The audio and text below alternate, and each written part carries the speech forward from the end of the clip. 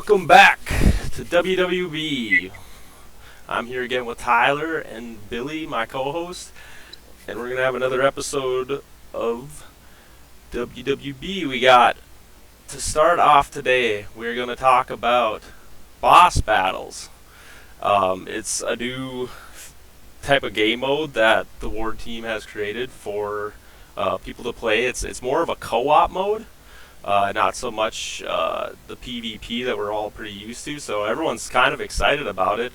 I want to start off with our segment is the best boss battle build, and for this we're going to have Tyler and Billy both talk about 5 cards that they think going forward for the boss battles are going to be used.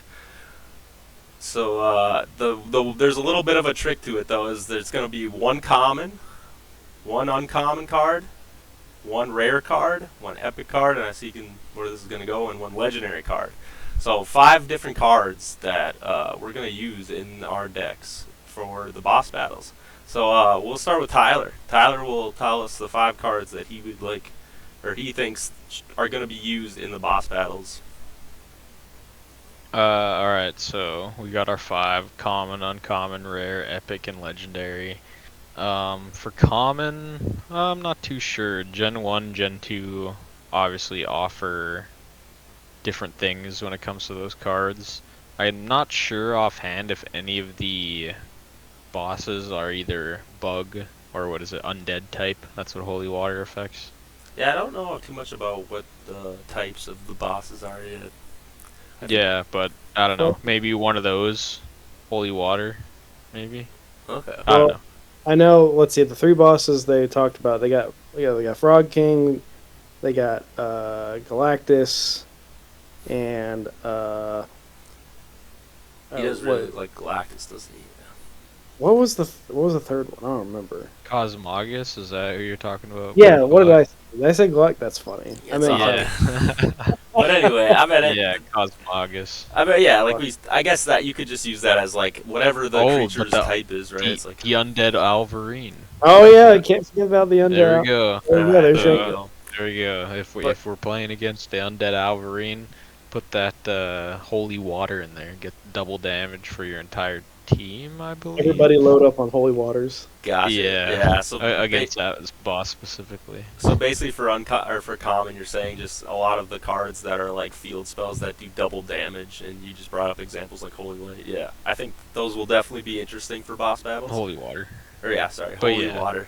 And then well, I don't know. You just don't. You don't have much in the common category, so that's just what comes to mind first. Is like something that would be unique against certain bosses, but especially if you know what you're playing against, you might as well come prepared.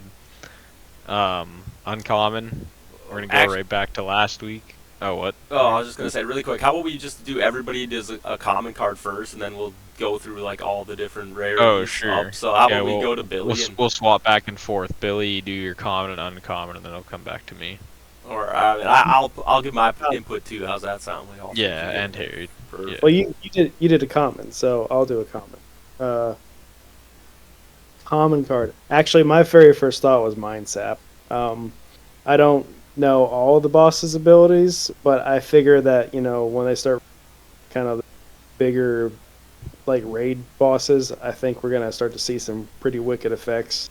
I did some of the I don't know, beta testing with like when they had groups come and play the bosses, and we played like a bigger boss, and I'm sure they changed it, but like there's some crazy effects in there, so I figure it'd be pretty nice to be like, yeah, I'm gonna shut it down for that until he wipes the field or whatever. So I'm gonna go with Mindset. Yeah, with Cosmogus, he attacks twice when it's his turn, so he basically so having a common card that could just half the number of attacks he does, that's pretty nice. Now I know you have to roll to see if it affects the boss, but not bad.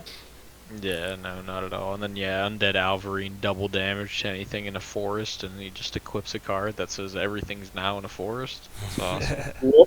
Seems like we're having fun looking at the bosses. For my common card, well, actually, me and Tyler went to one of the test drives of Frozen it, Forest. and a card that I think we weren't expecting to be great, but I think it is great that doesn't see a lot of play in like the PvP play is Hands of Fate, I think it's called. It's the one where you get to look at the top 5 cards of your opponent's deck and then put them in in any order. And it was actually very, very cool to see that card go off, and like actually you can just look at the boss's deck, shuffle, put the 5 cards that are coming up, and it really, really is actually a unique take that I don't think you'll see that card being played much in PvP, but definitely in that boss setting it was really cool. So that'd be the common card I would suggest people try out in the deck just to have a little bit of fun with it. That's a good idea. I like that. Alright, and then let's go on to uncommon, so we'll go back around again with Tyler, and he can talk about an uncommon he put. Well, I was bringing up a card at first, but everyone knows what card that is, so I'll leave it for one of you guys to talk about. No. You pick the card. You do it. You already said it, so you have to finish. I didn't say it yet, but gotta commit. Can't go wrong with no irresistible love. No, yeah. The bosses do have a card, I believe, in all of the decks. It is called Break Free. It's there so bosses can't get 6 irresistible love on him or something like that. Break Free just eliminates all the things that are targeting him in a bad way. So you got your Mind Sap, like Billy said, Iron Range, anything like that. But yeah, to you, Mr. Billy. Man takes the best card, irresistible. But yeah, we'll try to one up that. I don't know if it's I don't know if it'll be used because you have to remember. So, irresistible love, the boss will get the roll for it on his turn. That's fine. But also, every magic card that affects you have to roll a die to even see if it works at all. So now you're having to roll like. Point. So you may roll and it dies instantly. Now that's true for all of the magic, but like. Well, but then that's the thing about. I mean, he only rolls on his turn, not when it's switching between. So all the mini turns that he would get, as long as the irresistible love actually goes off from getting the dice roll. It'll just negate all of those cards. It just makes him burn. So he still draws, but it makes him burn all the cards that he'll draw. But the problem, not a problem, but I don't know if we really talked about it with the boss battles. I should have brought it up at the beginning. But every time you try to play a magic card against the boss, you have to roll to see if it even lands and like can be played against the boss. Yeah, that's what I'm saying. Yeah, you have to roll a 4, 5, or 6. Yeah, and so if anything targets the boss in order for it to actually equip to them. So. Yeah, so it literally is like a 50-50. So that's the thing too. I mean, even you might have all the most powerful magic cards, and the boss could still just say nope, it's gone. Put it back and put it in your cemetery. You tried. So anyway, moving forward. So Billy, now that we have irresistible, what was your uncommon card that you would like to? Uncommon. I think. Golly, I don't know. I like Bunnysaurus a lot. People hate me. Like you can block an attack or you can negate a magic card. If there's let's say you use Hands of Fate, and you're playing more of a I imagine you're gonna have some people that are playing support cards, and you're gonna have some people who are playing I'm playing the main attacker. Like I'm all the buffs are in my deck, and you got people who are I'm going to block for you, and I'm going to, you coordinate with your decks. And maybe Bunnysaurus is I'm going to put some of these in here so I can just negate from the effect, not necessarily from a magic card, or I can block attacks with it. So, I don't know. I like it a lot. Maybe we'll be using that as a support role. Hell yeah. No, definitely. I think, Bunnysaurus is an interesting creature. I can't recall if creature effects. I think you could just negate his magic. You would just get that free negate on anything. Yeah, that's definitely pretty powerful. I mean, I don't think we had that when we played, but yeah, I definitely could see going forward, just having, like you said, somebody as a support role that's like a Bunnysaurus that's just waiting to negate a really strong magic card that the boss tries to play. Yeah. Definitely an interesting thing. For me, I think I'm gonna have to go with like you guys were saying, buffing cards like Attack Beacon. I just think there's a lot of creatures that fall under that category that could be potentially used. I know we think a lot about a lot of effect creatures, but I mean, hey, like you were saying, you get enough attack beacons on. I mean, if let's just say everybody's running it, you know, you're buffing up creatures quite a bit. Yeah. Everyone builds a wear deck and puts full moon. Yeah, full moon. Out of here. That's what I'm talking about. You coordinate with your friends and figure out, all right, what can we do to like really make this go to the moon? No, yeah, exactly. Yeah, what's the meta boss battle? 10-person raid group that you build, you know? You got to strategize with everybody before you get there. Anyway, let's move on to the rare category. So Tyler, what would be a one rare card that you'd want to put in your deck for the boss battles? One card that I go to right away. You do have to coordinate a little bit before you start playing with your friends. But Foggy Night, kind of works as similar as Irresistible Love. You put it out, you get that 4, 5, or 6. It stays on the field, and now every creature or every card that boss plays or draws from the deck, as long as it's not an equip card, it just falls off. So that can be very, very strong. And the nice thing about cards like Foggy Night in the boss battle, like game mode or whatever you want to call it, turn cycles last a long time. So that 3 turns, that 3 turn cycles is now could possibly affect half of the entire boss's deck, maybe even 3/4, depending on who you're playing against. So Right. I think, yeah, as long as you work it out, let your teammates know that there's going to be Foggy Night in the deck or being played, it could work wonders. No, and I think you bring up a good point too with equips, because like we were saying, playing cards on the boss you have to roll, but if you play cards, I'm pretty sure on your own creatures, that doesn't affect it. And so I think equip cards are definitely something people have to look forward into, like putting in their decks, just so that it's like I don't need to roll to see if this works. I can just have this work. Yeah. All right, Billy, what are you bringing to the table? I'll also bring a card you need to coordinate, but it could help a lot. So boss battles, obviously, they take a while. I don't know if they take a while, but like you're fighting one creature for a long time, and so you're gonna get killed a lot. The boss recycles its deck. So one thing I think about is sustain, and one card that's great for sustain is Wrath of the Old Ones now. You have to coordinate it because like you play it a bunch of full health creatures, but if you've got like, let's say, I don't know, let's say you've got 2 people that have built up really strong attackers, but they're getting kind of low, and the boss is coming to them next, and they're probably going to get one shot. So what can I do to like essentially save their cards so they can play them again? You play Wrath of the Old One, just clear the field and put them back in your deck. You get another chance to use it. Boss doesn't go anywhere because he just yeah, so that's a way to kind of heal everybody on the field and let them keep some of their equips that they might lose otherwise. Yeah, for sure. I mean, balance is definitely a kind of like a pseudo healing way to bring your creatures back up to full HP. And yeah, like you said, yeah, the boss can't really be balanced. But I mean, again, another card that you do have to roll, and like hopefully you get the roll off to get it to go off. But yeah, definitely if it does go off, I mean, as long, like you said, as long as your teammates are understanding, like, okay, this is the turn we're all re-healing our creatures. Like, yeah. You can table talk and be like, hey, I got one in my hand. Let me know when we need to use. I think that's time.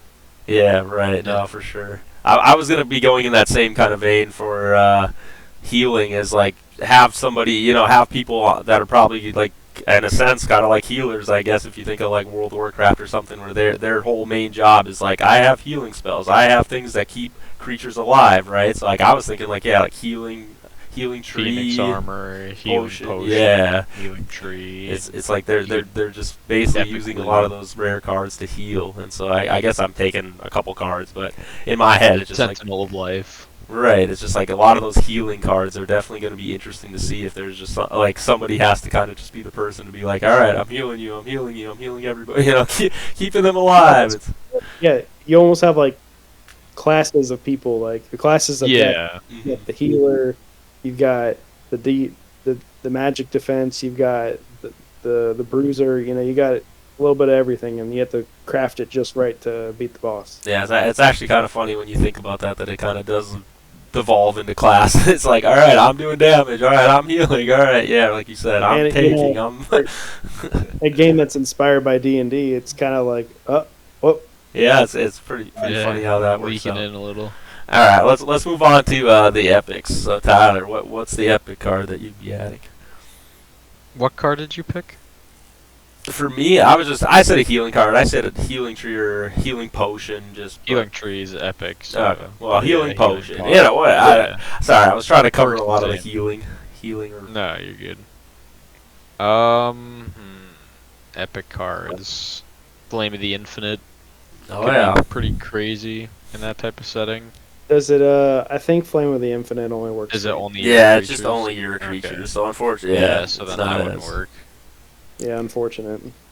But yeah, I guess I'll go kind of hit on Harry's point of the healing. I think Sentinel of Life for those, people trying to play healer. I think that could be pretty crazy. Kind of to add on to that, you could have, Giant Turtle in your deck, just making it very, yeah. Well, Tommy actually has a Giant Turtle deck where it's like 3 Giant Turtles, 3 Demonic Turtles, or something like that, and then he just has 3 healing trees, 3 healing potions, 3 Phoenix armors, epic loot, Sentinel of Life, Forest Sentinel. It's pretty funny, so that could actually just fit straight into the healing deck for something like this, which is kind of funny. I don't think Tommy was ever even thinking about that, but yeah, pass to you, Billy. Sentinel of Life, I think it'd be pretty good in boss battles. I thought you were going to steal my answer for this one, but I think you got to have a Junk Scarecrow. It's being able to... Now, the turn cycles last a while, but like the bosses hit hard, and if you get the unlucky roll, and maybe twice with Cosmagus, you may need to defend yourself. I know you have to roll for it, but having any kind of recursion for your card, since you only get 30 cards, but plus get. So yeah, that's my answer. Junk Scarecrow. Gotcha. Yeah, I was trying to think of like, is there a powerful epic creature that I feel like would be in need in a lot of decks, and I couldn't really come up with a creature, so I guess the magic is always kind of on the table, and then it's like, all right, what are good magics? And yeah, you brought up Junk Scarecrow as like a counter. I'm trying to think, is it like this is where you're starting to get into like Ghosts from the Past, right? Visitor from Beyond. It's like those cards probably going to be needed. I mean, these bosses have a lot of HP. You're going to want to make sure you can bring back those cards that you probably have already used a couple times on these bosses. I know we've been talking about like backstabs and things, stuff to make your damage be big numbers. Whoa. We're not there yet. Oh, okay, well, I'm just saying, you're going to want things to reoccur, those big, powerful magics that were used, right? It's like, they're just needed. Like, you have to have that, otherwise you're going to run out of good cards. You're going to be, then it's just vanilla, beat up the boss beats you up, otherwise. So I think, yeah, Ghost from the Past, Visitor from Beyond, Peddling Partridge, all those kind of fit in that category. Mm-hmm. But yeah, as Tyler's alluding, let's move on to the legendaries. He'll get to get first dibs on what card he would put in the deck to face the boss. I'm just gonna have to do a little 2-for-1 combo here. You guys both probably know what I'm gonna say. Assassin with backstab. Oh yeah. The one thing about Assassin in boss battles is the 10 HP really doesn't offer it much, so it doesn't give you a lot of time to actually be able to set up and do things. But backstab with Assassin is 9 times damage. I mean, obviously if the speed is tied with the other creature, then that's irrelevant, but 9 times damage does a lot. And then if you start thinking about it, depending on how many people are actually playing with you, if you're in a giant raid of like 10 people and they're also running backstabs in their deck, and you get the ruling that you can play those cards, target your teammates' creatures, it starts getting out of hand really fast. I mean, you're thinking 9 times 3, 27 times 3 times 3 times 3, and it's just getting to a point where it's like, oh yeah, by the way, I play martial arts, man. Right. I deal 6,000 damage to you. No, that's where I was gonna take it. Sorry, not to cut you off. Hurts a lot. not to cut you off, but I was thinking about that when you were saying that. It's like, yeah, even if they don't let you play backstab, like everybody's allowed to play like those cards on your turn. Everybody's just gonna be. Then it's like, okay, we have like 2 people, 3 people that just run a bunch like martial arts man. You know, like you said, it's like I play backstab, and then everyone just martial arts mans, and you know what I mean? Like you said, it's like the numbers just start to get crazy. It's like 9 times, and then you're doing 20, 20, 20, 20. Yeah, multiply all that. It's like holy moly, that damage would be insane. Well, it becomes a little bit random. I was just thinking in my head, obviously backstab isn't a flash spell, so Yeah. you could in a way have a creature set up, have an assassin. You basically have people like the tanks or healers have protection and flash spells to negate the boss's attacks against you. Mhm. And if you're not being, the only reason I bring that up is obviously you could have a bad roll and have the boss attack you and it wastes those backstabs. Right. But their Cosmogus, it has a ability card called Cleave, so it makes it when he attacks, it hits everybody, right. and that can actually hurt a lot, especially against cards like Assassin and Scarlet.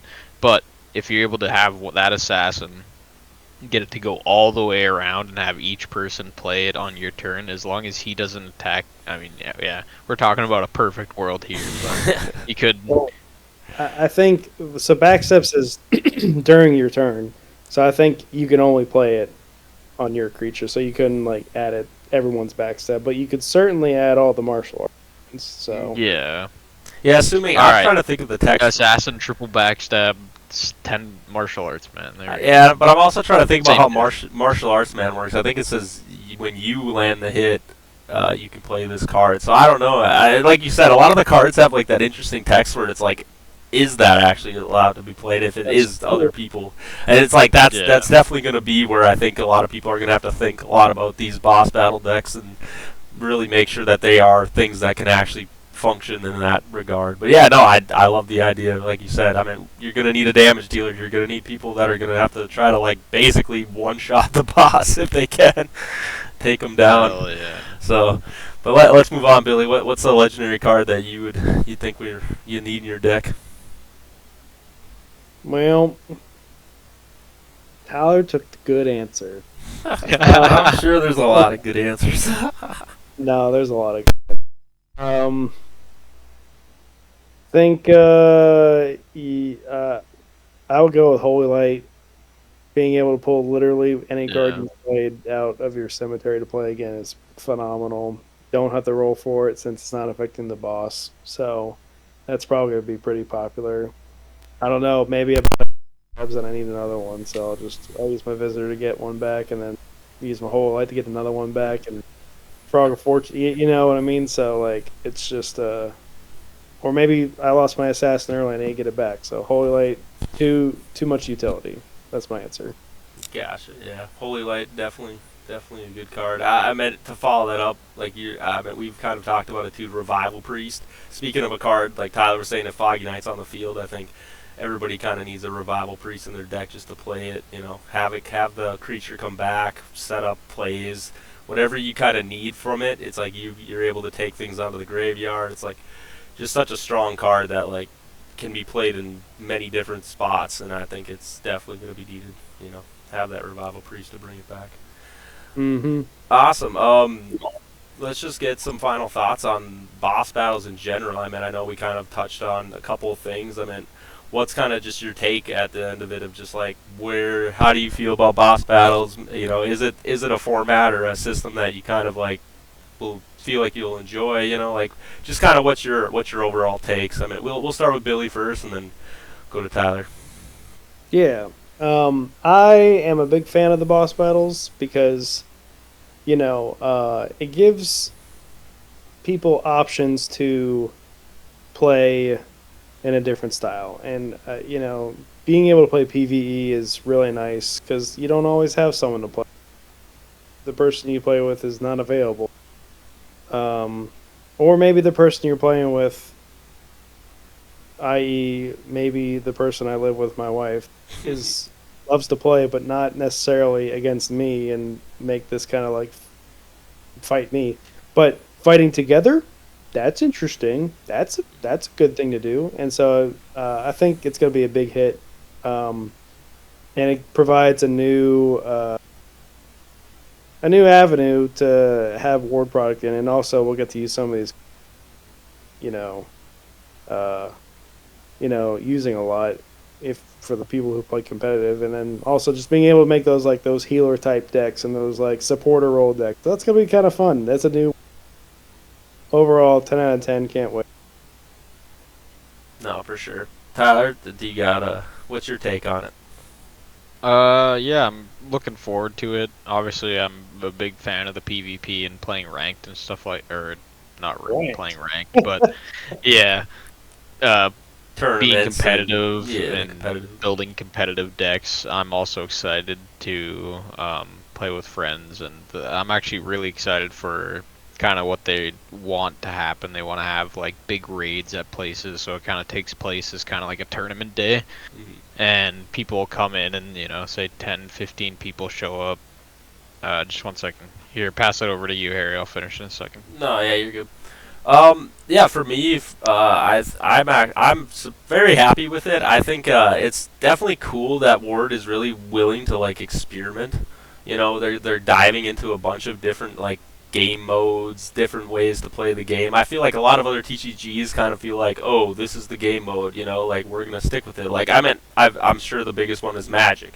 Everybody, right now we bring up all these different types of Magic. It's like, oh, you have, you know normal, standard, you have commander, you have popper, like I've seen you guys talking in the Discord, Billy. It's like you have modern. It's kind of sad that Magic didn't try to make different game modes. Instead what they did was like the community was just like, hey, we're kind of sick of standard, like let's just make our own game modes. But I like the fact that the Ward team is actually taking that effort to be like, hey, we're gonna try to make these different game modes work, give people more reasons to come into our game. It's not just play against, like you were saying, Billy, play against your friend or your wife, and it's play against, have fun, have different ways to have fun, have different ways to play the game, and I really appreciate that they're like putting that effort in. I'm sure it takes a lot of extra work. They have to sit there, they have to go, hey, how do we make this balanced with all the cards we already have in the game? How do we make these bosses balanced? And it's like that's a lot of work for them to have to do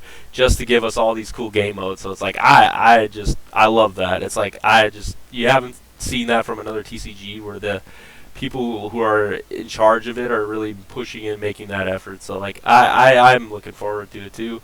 I'm a little worried, like you said, at the backstabs and stuff. It's like hopefully we're not too good at breaking the game where we can just insta shot every single boss battle at the way they stand. 10k health, 10k health. Yeah. Add another. So it's Bring like it up. it's like definitely got to be careful of that, because like you said, Tyler, it'd be really sad if everyone comes to some big raid, some big event for it, and then it's just like, oh yeah, 2 turns, we've already one shot the boss, yay! Like let's all go home. See you later, Molten Core.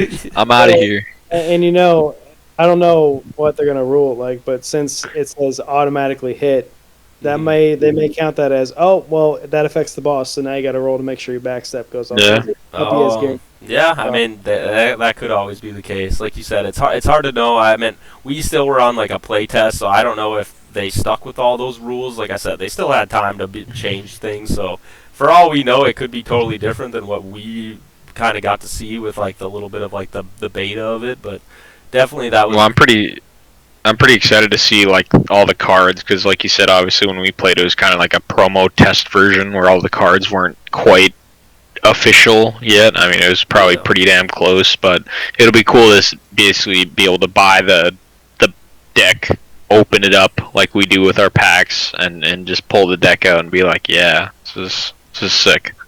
No, for sure. Stick your mic in your mouth. Good grief. Yeah. Coming in a little louder, but you're coming in clear. You sound great.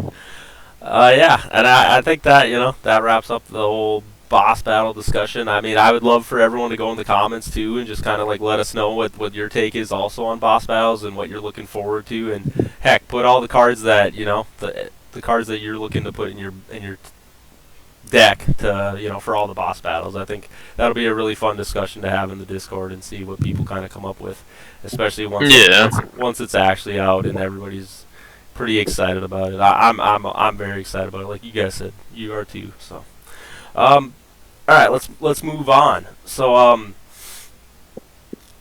we want to make we're going in to do like some deep dives into some cards. We've been talking a little bit about it. I know when I first talked about this, WWB is going to be more about the competitive scene, but we want to try to incorporate all aspects of the Ward community and scene and kind of see what people think.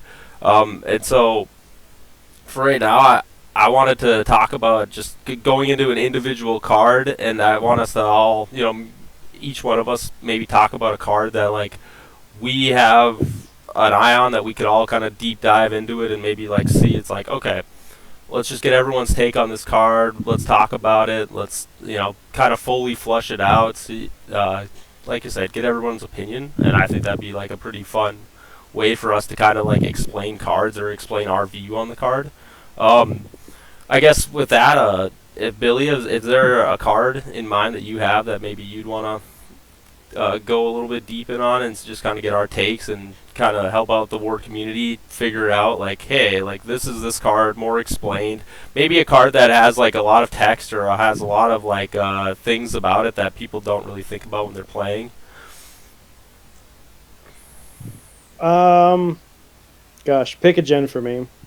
Uh, Gen 2. Here, let's go. I know a lot of people are getting into Gen 2 in the Discord. I've seen a lot of new players joining, and maybe there's a card that they've been playing with that you've seen or that they've talked about that maybe you'd want to be like, here, let's just talk about this card. Let's try to explain it for them, help them out, help people like get to understand how Ward kind of works.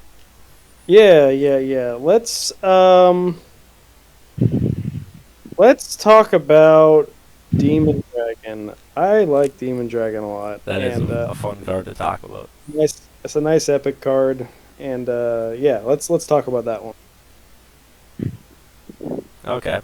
Well, how about you start off? What exactly about Demon Dragon? Like, what is something that stands out where it's like, okay, Demon Dragon. Like, why would you want to run this creature in your deck? Why would this be a card that like you got your eye on that you might think about? Yeah.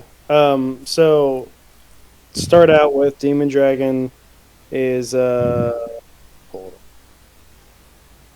Demon Dragon is an AL4, speed 3, HP 30, kind of low on the HP. Its attack is 1 dice for 1, and its effect, why I like it, is for every card in your opponent's hand, add to your attack 1 dice roll and 1 modifier. So, real quick, Tyler, I think your mic is picking up breathing heavy and stuff. Yeah, I don't know. It's coming in a little hot, but there, yeah, I think it's better now. Yeah, so, first glance, maybe you just look at your opening packs and you see Demon Dragon, like, well, it's cool art, but like 1+1, that's kind of dumb. But if you start to think about it, like, how many cards does my opponent have on average? So you start with 5, they're going to play a couple, they're going to draw some cards. So maybe it's anywhere between, 3 and 5. Maybe they're drawing a bunch, they're playing a bunch, so they have anywhere between 3 and 5 cards. So if I have Demon Dragon on the field, his attack is now either 4+4, because you include the 1+1, that's his base attack, or 6+6. Well, holy crap, 6+6, that's better than a lot of the cards. And he's a free summon, and he doesn't have a lot of health, but he's cards with where you kind of put on the field big poke, and maybe you play a ghost form. Another fun part about Demon Dragon is if you're playing with kind of a stall deck where you're purposely playing creatures like Giant Turtle where it just kind of stays on the field for too long, or Demonic Turtle where it likes to sit there and accumulate. Well, your opponent's also accumulating cards. So when you've accumulated too many cards, you can just pop Demon Dragon on the field, and boom, now he's got like a 9+. That's on creator. That's pretty nice, and he only takes up 30 HP in your. And then I guess the last thing two things. I like the art. I've kind of played around with the idea of thematic like flame deck, and I'm like creatures in there. I think that'd be kind of fun. Just do like a whole flame theme. And the last thing I'll say is that, Gen 1, for the dragon lovers out, um, there's a card, called Dragon Tamer, search a dragon in your deck, which is great, but all the dragons from Gen 1 were 50 HP or higher. So, like, you couldn't have a ton of them before you max your graveyard. Now we got Demon Dragons, only 30 HP. Well, that's not bad. So now you can search for it quickly. Maybe you're playing a stall deck and you have Dragon Tame in your hand. And like, okay, now play that, buy my Demon Dragon, get him on the field, and do a big old poke. So that's my thoughts. I like the card. It's a good design, too. It's got a huge upside, but you can't have it forever. So. Yeah, for sure. I definitely want to piggyback on that. I mean, you took it right from my mouth, too. I was going to say, it's like, oh, after I've seen people run it with the Dragon Tamer card, I think that card is pretty insane that you can just pull that card out of your deck, and it's just like at any point, it's like, all right, now I have that creature in my hand. And well, the even crazier part about it, too, is with the mix. I mean, it was alright in Gen 2, kind of just a whatever creature, but with the mix of Gen 1, I mean, you can lead into things where they have 8 cards in hand. You play like double Twister. Now they have 12 cards in their hand. Now you play, a backstab and one shot them. Right. The backstab guarantees you to attack first, guaranteed to hit, and you deal triple damage. And I mean, if they're at 12 cards, you're at 13 plus 13 times 3, and I mean, almost no creature is going to survive that. So yeah, it is kind of insane, like you were saying, with how the draw power is in Gen 1. You could actually get the modifiers higher than like any other the creator. No creature can have that big of a modifier because, like you said, you get them up to like 12 cards in their hand. It's like, well, now I'm a 12-12. It's like it's like that's just crazy. Or a 13-13, I guess it would be. I mean, I think what's the max you can put? They'd be at 8. Then you'd add 6 from the Twisters, and then another 3, so 9 from Dragon Rage. So yeah, you'd get 17 plus 17. I mean, big guy. I mean, like you said, the 30 HP. I mean, you always got to kind of look at that because it can be very harmful to have such a low HP. I mean, I'm trying to think.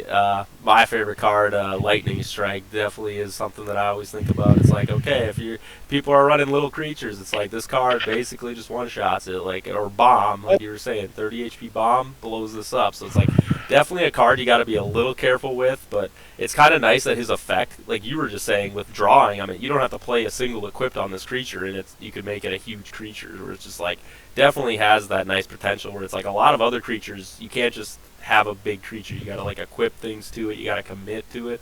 It's like Demon Dragon in a sense, like could just be a 13-13, 10-10. Any, like you were saying, depending on how many cards you can put in your opponent's hand on that turn, make them into a big old hit stick.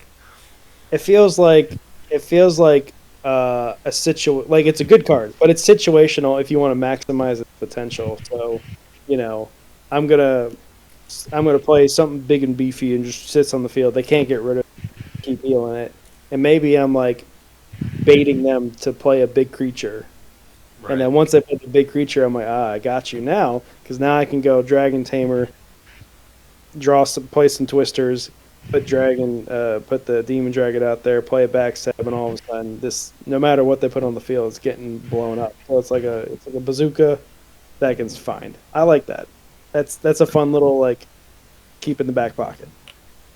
No, for sure.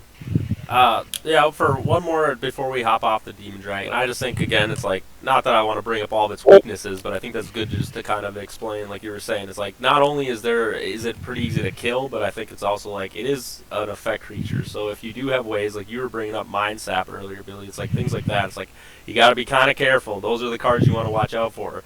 I mean, Iron Range was very big in Gen 2. I think we've all experienced that feeling of having an effect creature that has a really cool effect.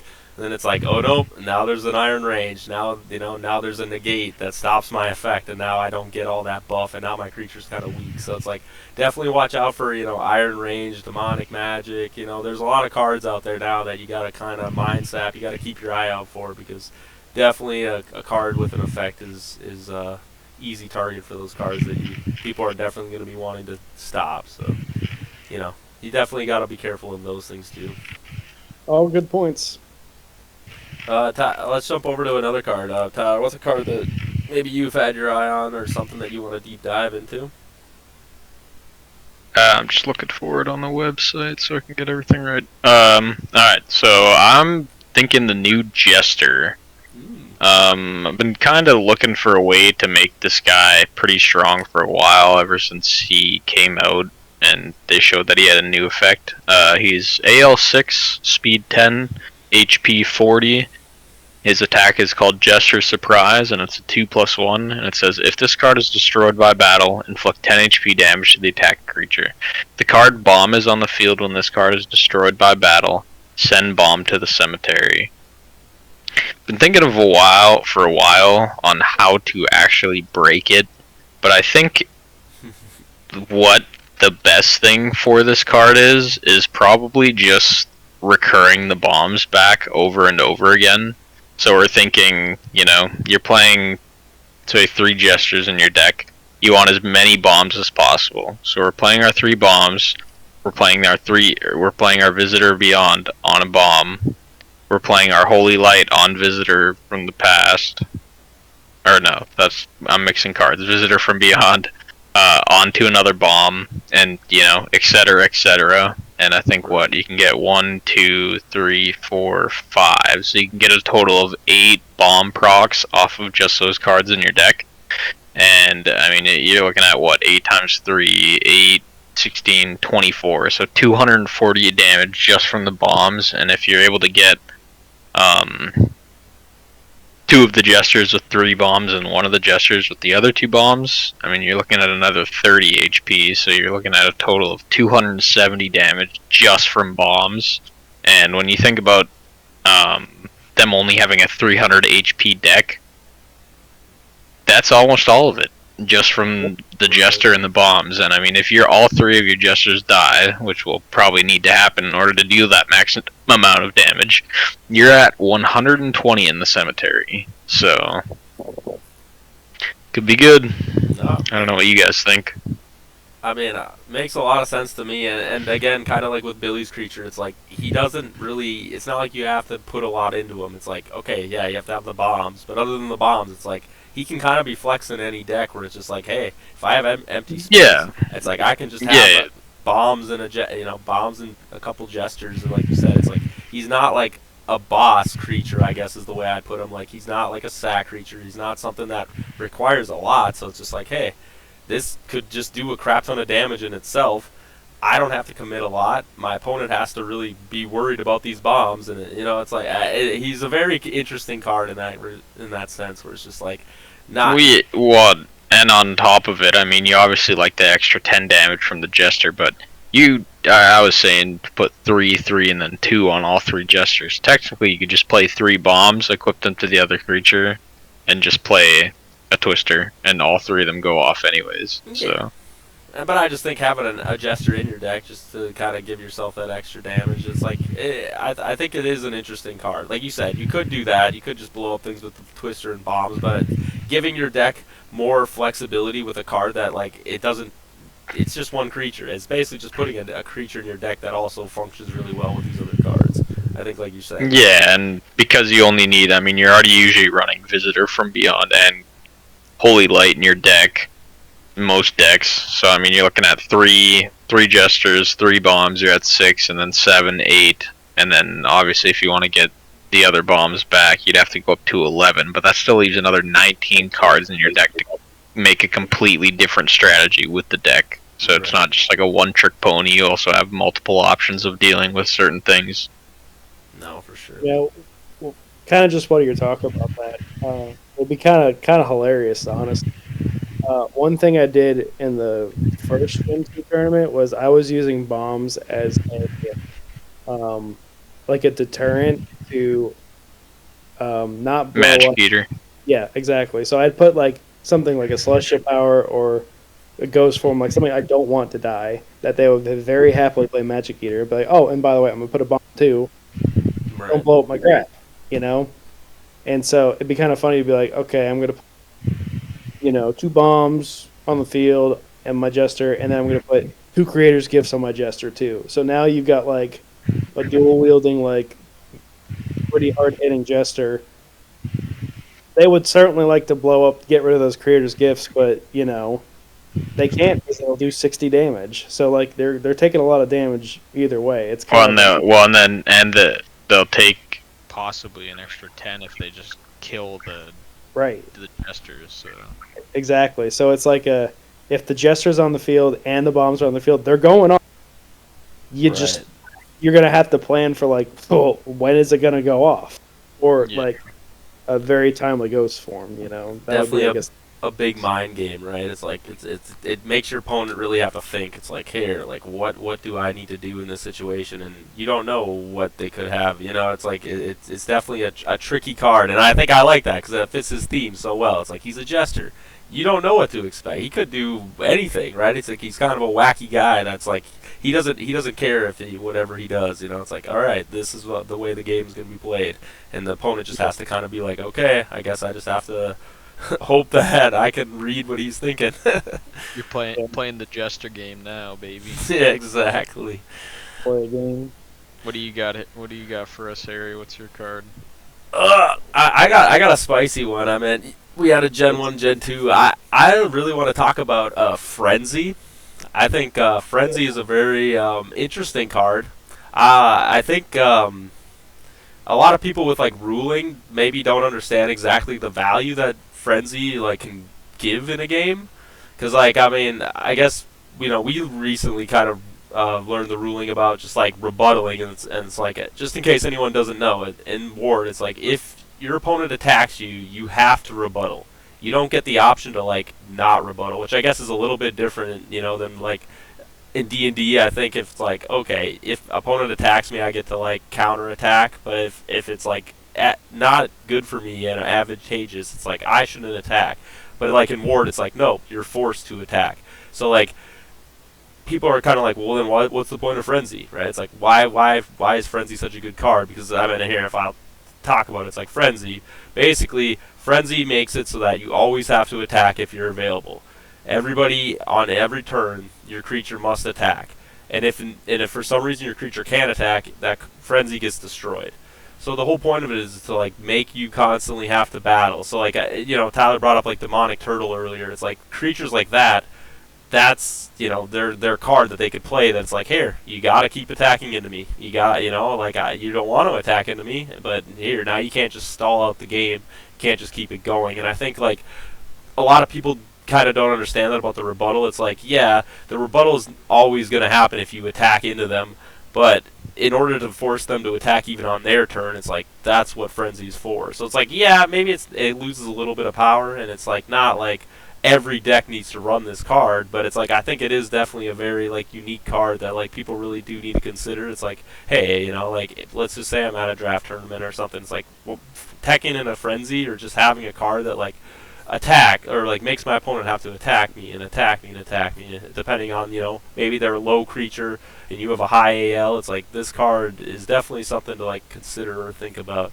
I really like the design of Frenzy. Well, it gets really interesting in a world too where you play it in like a Foggy Night deck and you can play Frenzy into Foggy Night into Ghost form, and then buff your entire creature. And if they don't have a Ghost form or anything to stop them from taking damage, like they're just gonna hit you for 2 turns straight where you just whop them on top of your combat. So 4 total attacks where you just, a decked out creature is gonna kill any creature in 4 attacks like that. 100%. Yeah, I've been playing with Frenzy also, Harry. I like it a lot. It's definitely, you have to like build your deck to be suited for it, and I was thinking about Demonic Turtle as well, because like Tommy's deck, the building the Demonic Turtle wall and just keep healing it. What happens is that the opponent will start to be like, wait a minute, I get hurt every time I attack, and he's attacking. No matter what battle, as long as the Demonic Turtle hits, the Demonic Turtle always does more damage because it's reflecting it back. So they're going to start skipping turns. And if you say no, Frenzy, you have to attack me. Now they're chipping away at life, and if Demonic Turtle's got a life sap and Inferno, Raging Inferno, and they're healing with healing trees, like it's just gonna start getting kind of one-sided quickly, which is what you want. That's Frenzy is like to accelerate the game, that you play it in a state where you've got the upper hand, and you want to keep. No, for sure. And I don't know. I like to bring home that point. Like, I just feel like it's like people are kind of like, why does this card exist, right? When it's like everybody understands the rebuttaling, and like it's like, okay, yeah, I can see again. It's just like I need my opponent to have to attack me every chance they can, right? It's like it's not just. It's like, yes, having them have to rebuttal your attack every turn is always good, but like I think that card maybe looks like it's not very great when you look at it on like when you first take a look, but it's just like, okay. I have something to bring up, right, what I just randomly thought. Does Demonic Turtle with Blood of the Bat heal from that damage? That's a good Let's question. look it up. Yeah, if you look at the wording of the card, it's super weird. So Blood of the Bat says, heal the equipped creature for half of the attack damage it inflicts. What Demonic Turtle says is, if this card has a lower speed stat than your opponent's primary creature, reduce all attack damage this card receives by half. Inflict the reduced damage back on the attacking creature. It literally says inflict.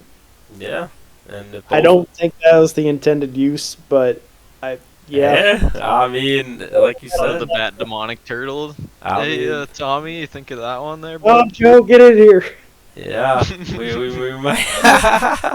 No, hey, I mean that's awesome. I didn't even. Yeah, I'm glad you took a look at that because yeah, that's actually kind of stupid. insane.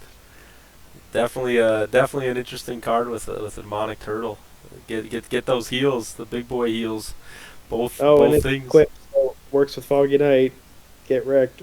And then if you hit back, I mean they'd attack you.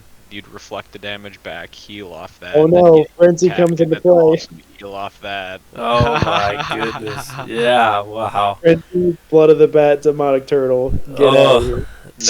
Next tournament, I think some people might think about it. might be a thought if you got the blood of the bat. You literally heal twice. I don't know how you would take damage.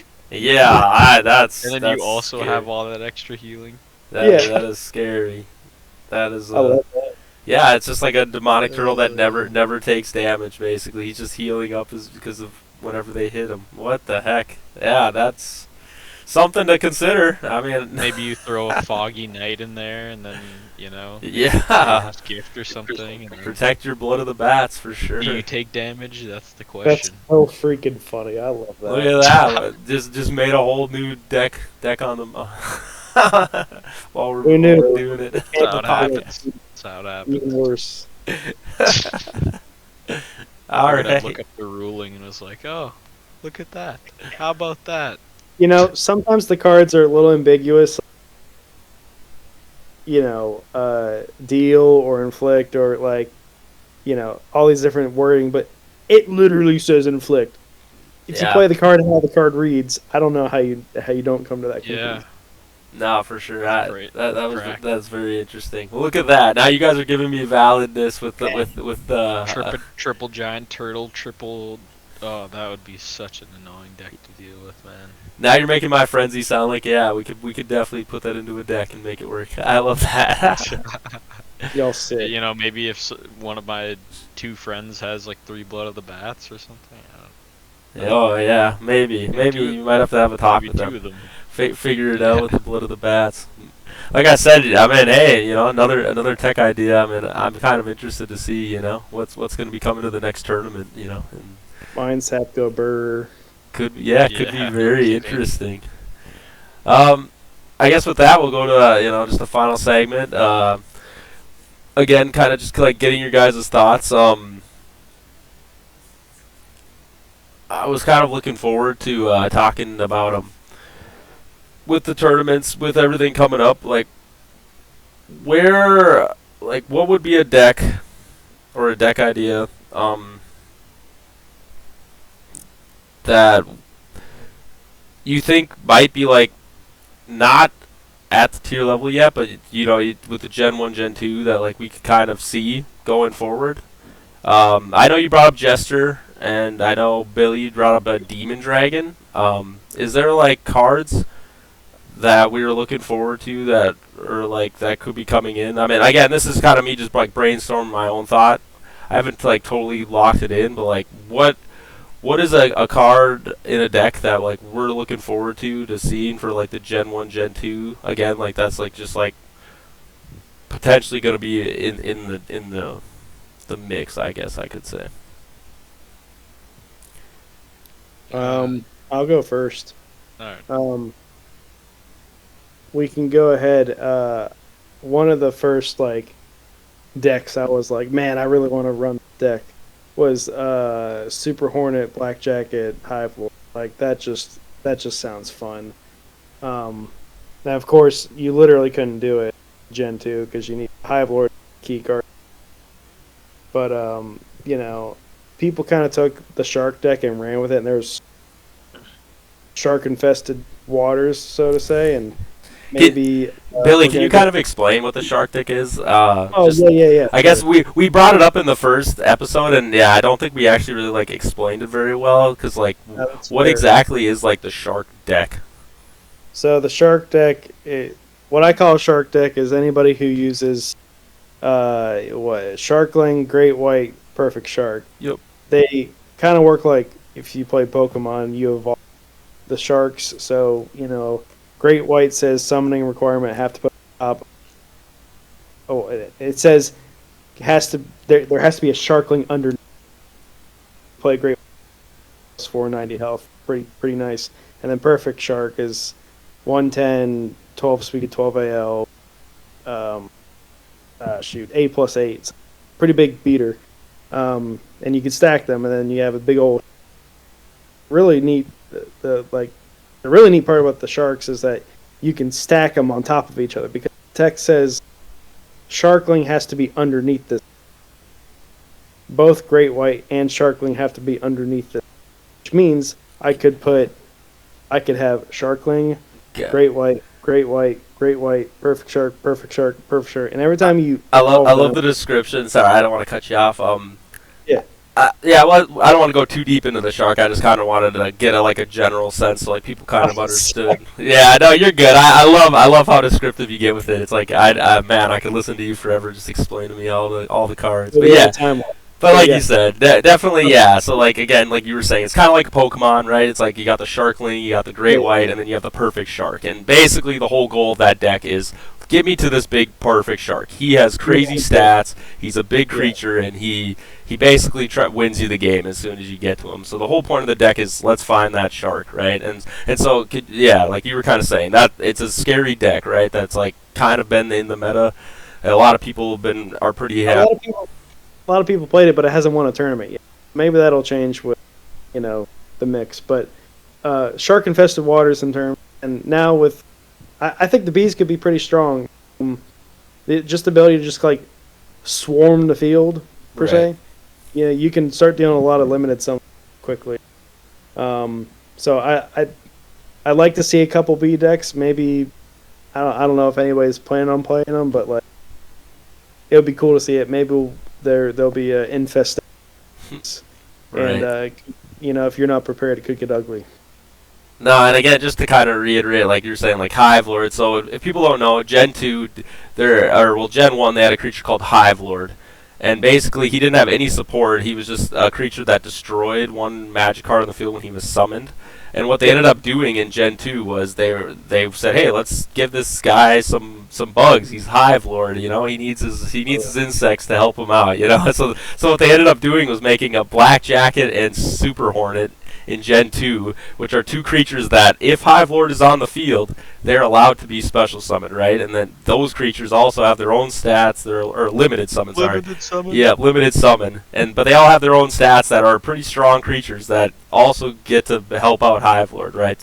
So it's like now there's actually like kind of a whole support for Hive Lord. So now, as Billy was saying, right, that's the Hive Lord deck, and that's kind of what you're expecting potentially could be like a deck, right?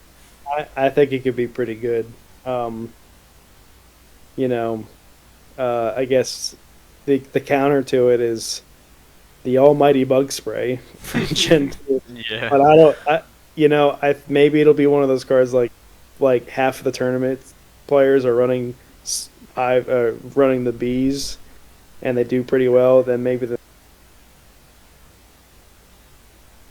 it's my insurance. I need these. Yeah, no, for sure. That's awesome. Yeah, so definitely a hive deck is something looking forward in the mix. Tyler, is there like kind of like a deck too, like Billy was saying, like the hive lord that like kind of in the mix where it's just like these might perform better? Not quite a deck, but a card that's actually tags right into the Hive Lord deck. Yep. Flame of the Infinite, I think, is going to make a lot Oh, of yeah. decks very viable. I mean, if you're playing, the Hive Lord deck and you are playing kind of like a Foggy Night deck, you got 3 Flame of the Infinite. You play 3 Flame of the Infinites and they don't do anything, and then you play a Foggy Night, and you have a full board of creatures, that person is not going to be feeling well after. So Do you want to kind of explain, sorry, what Flame of the Infinite is, like what it does? Why is it so powerful? yeah, so what Flame of the Infinite does, kind of like Full Moon, they have similar effects, but Flame of the Infinite, here, I'll just bring up the text. I feel like it's much easier. Basically, Off memory. right, it's like a No, really big no. buff. Wait! Oh, all right, all right, Wait! fine, Tyler. I was trying to hold up Speak. the dead space. Sorry. Alright, so what it says is, field all creatures under your control, so it's a field spell. It increases their AL by 5, their speed by 5, their attack by 5. They get an extra attack dice roll, an extra hit dice roll, and then when it gets destroyed, it adds 50 HP to your cemetery. Very So, powerful I mean, buff they kind of card. had to add that last bit of text in there because of it being so strong. But yeah, so I mean, if you have all those Hive Lords out, you got 3 Flame of the Infinites. All those creatures are attacking for 4 plus 15. Right. And you're getting, I mean, if you have 3 of them down, that's a lot of damage. You have a Black Jacket, that's going to be at 5 plus 3. Hive Lord's going to be at 4 or something. I don't know. Gets out of hand. Gets to be a lot of damage. So. Well, I think the power. Yeah. Oh, sorry. I was gonna say the power behind that card too is like you have limited summons, so you're not just having one creature do a bunch of damage, and it's not your primary creature. So like cards that can negate damage or can deal damage back, like I'm thinking like Forest Sentinel or Sentinel of Life, like they're not as powerful against that, right? Because it's like you get to spread the damage out amongst Well, creatures. Sentinel of Life does just fine, but yeah, for Yeah. Sentinel, obviously, if you're reflecting damage back to a limited summon, it's not going to be taking any damage, so it kind of just, I mean, you get out of the damage, but you kind of miss the point of what the card is trying to do and what it offers. Right. Obviously, if you got to do that, you got to do it, but because that card, I mean, now in the mix, you got the Hive deck, you got the Alkanos deck, you got the Necromancer, you got the Undead Soldier or whatever. I can't remember what his name is, but he does. The Dark Knight. Oh yeah, the Dark Knight. Knight. Yeah. Similar effect to Necromancer, but it has to be an undead creature. And then, I mean, one that I brought up to Harry right away is the Undead King deck. Obviously, that deck is tough because that entire deck revolves around you basically managing what's in your cemetery Right. and what can go in it. So you're thinking reduce the burden. Becomes pretty difficult, so then having another card that's going to add 50 HP to your graveyard could just send the entire deck south. But, I mean, even just 3 or 4 turns with that on the field with an Undead King deck full of an entire army of limited summons. I mean, same thing with the Hive deck, like you're just getting smacked a lot. Yep.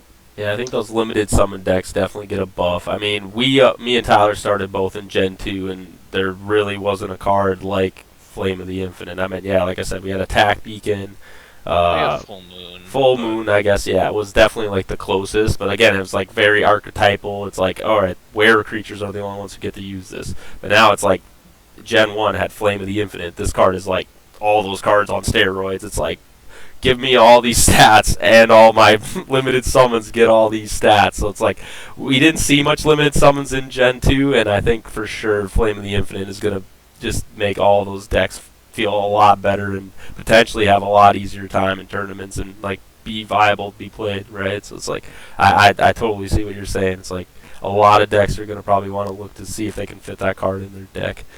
And I wouldn't count out wear decks because, they were essentially running it with just Gen 2, and now that you can have Full Moon and Flame of the Infinite, might get And nasty access to Weird Rat or Werehawk. no, he's in Gen 2. Werewolf and Yeah. Werecroc. Werewolf. Yeah. 100%. Like you said, yeah, I think that card we'll definitely have to keep an eye on it. I don't think it's at that power level of like needs to get limited summon or like put in like It's limited list, but it's a very strong card. It's like Tyler said, it's like, yeah, you got to put 15 or 50 in your graveyard if it gets destroyed, but like Yes. for what you're getting out of it, 50 HP in my mind does not sound like that big of a deal. It's like I'll gladly put 50 in my graveyard just to have that much pressure on the board. It's good question. Good. I guess I'll give my take. A card in a deck. I was really. Harry. What I thought about you your were think. Yeah, I was about to say. Definitely. I'm looking at the Elkanost. I've already had a talk with Tyler. The Harpies being a good addition from Gen 1 added in. I mean, it's hard to say that deck isn't going to perform too well. I mean, I played a little bit of it. I still think there's definitely some areas, where it can get, have its effect kind of get stuck or like it doesn't always perform the best. And I guess to start off, so Elkanost is a 4 AL creature with 8 speed and 80 HP. And basically the whole premise of Elkanost is its effect. So what it does is every turn you get to pull out either an Elkanost or a Harpy out of your deck or your hand. And so the whole point of it is, alright, I have one Elkanost, I play the Elkanost, I get to use its effect right away on turn 1, I get out a second Elkanost, and for every Elkanost or Harpy I get out, my primary Elkanost gets buffed 1 attack dice plus 1 modifier. So you can have up to 4 limited summons. So basically in the deck, you're going to try to have 3 Elkanost, 1 Harpy out, right? That's kind of the whole combo, because then all of those are buffing the primary Elkanost. But again, as a card Tyler was bringing up, Flame of the Infinite is definitely going to be the card that makes that deck go way up. It's like it went from just being a bunch of little tiny summon creatures, because Harpy in itself is another just little creature. She only hits 1 attack dice, and so it's like doesn't do a whole heck of a lot. But then when you start adding more hit dice, more attack dice to her, then it starts to become scary, plus just the damage.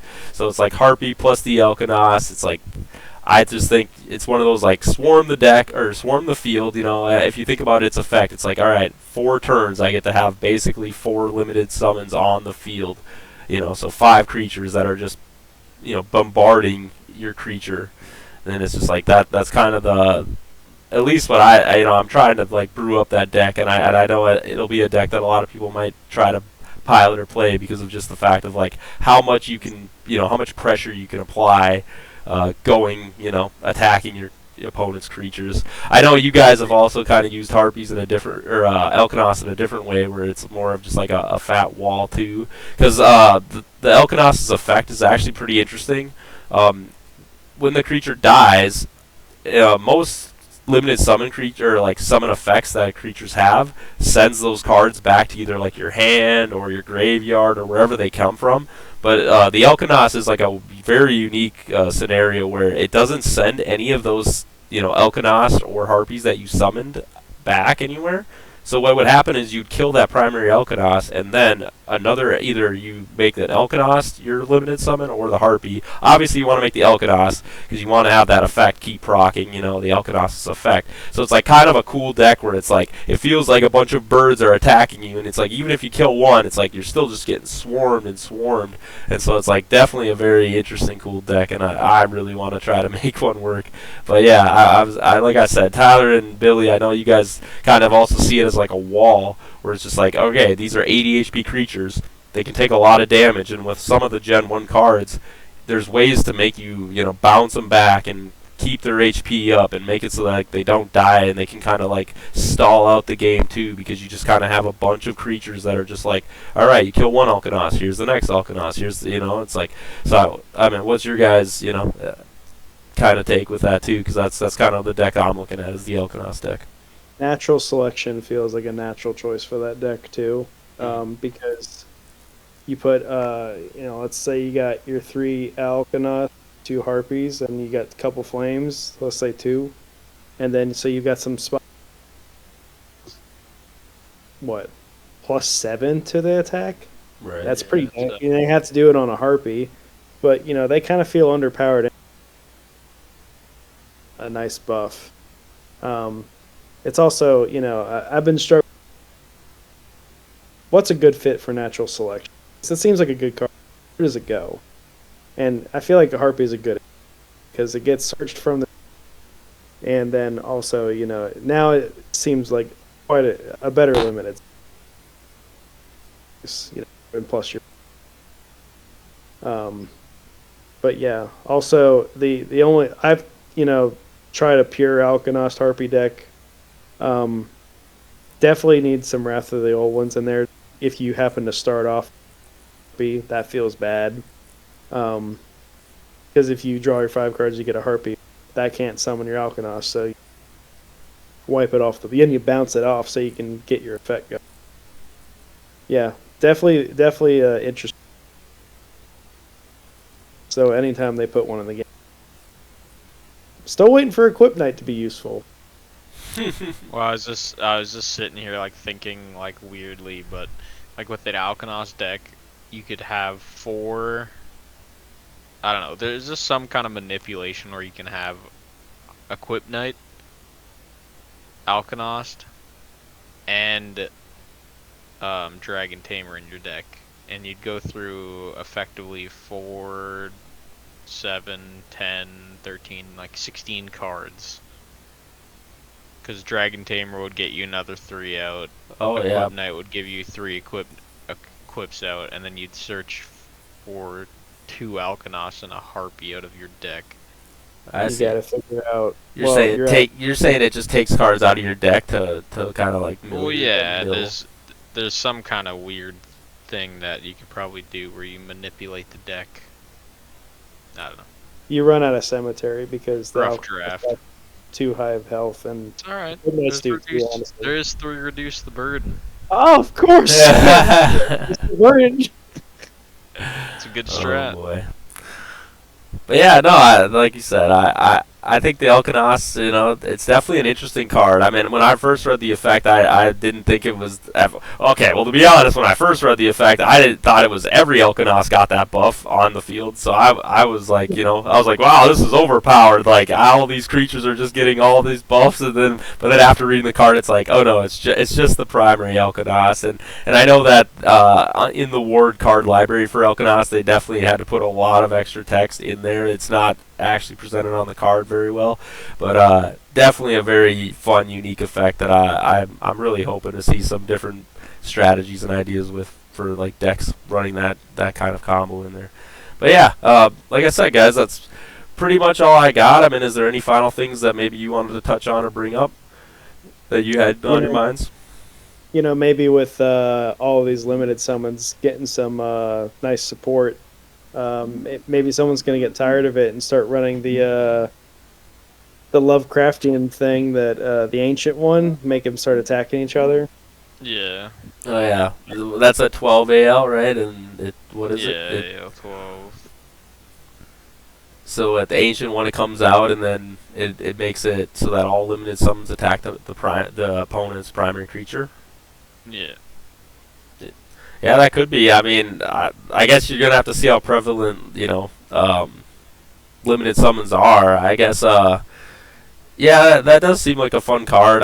Like you said, AL12 is always tricky. It's like you gotta make sure you have 2 sacks. I know that like now with the Gen 1 reprint added in, it's like you have Giant Rat, which is a card that the more I look at that card, I'm like, holy heck, like. We could have used this in Gen 2. Gen 2 with Giant Rat would have been kind of nice. So now that I'm finally getting to like see how versatile that card is in decks, it's actually pretty insane. But yeah, definitely something to deal with limited summons.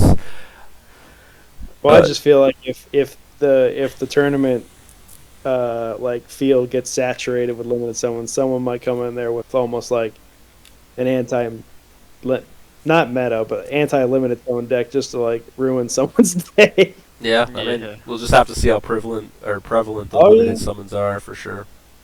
Anything for you, Tyler? Any other final thoughts? No. I mean, looking forward to the next tournament. Hoping that the award team gets home safe from their Gamma trip and that they had fun. Heck yeah. They taught a lot of new people how to play the game, and it seemed like people were having a good time. So, props to them, and yeah, safe travels. I know it's a long ass drive from where they're coming from. So. For sure. Well, with that, I mean that'll be the end of episode 2. So again, if you guys could, if you want to leave comments in the video, or just let us know if there's anything that you want to talk about or us to talk about. Definitely leave it down there in the comments. And with that, this will be the end of number 2. See you guys. Peace.